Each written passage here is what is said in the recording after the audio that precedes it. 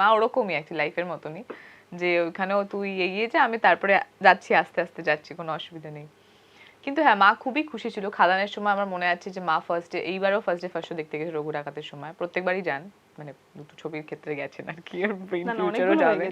তো তো মা খাদানের সময় মা, আমার মনে আছে যে যখন গেছিল মায়ের সামনের একটা সিটে একজন উঠে, মানে ওরা সিঙ্গেল স্ক্রিনে দেখতে গেছিল বাবা মা, তো সামনের সিটে একজন উঠে লিটারি নাচছিলেন। আচ্ছা।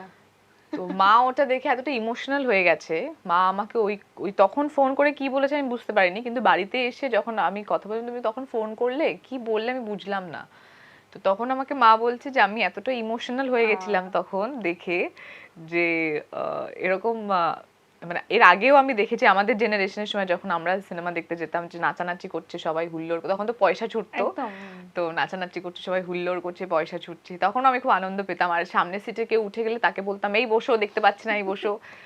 কিন্তু এইবারও আমি গেছি, লোকজন হুল্লোড় করছে, মজা করছে, দেখছে স্ক্রিনের দিকে তাকিয়ে, বাট বড় ওই পর্দাটাতে আমি আমার মেয়েকে দেখতে পাচ্ছি। এটা তো আমি একবারের জন্য ওই লোকটাকে বলিনি যে তুমি বসো, আমার ইচ্ছে করছিল আমি বলি তুমি আরো 3 জনকে তুলে দাও নাচার জন্য।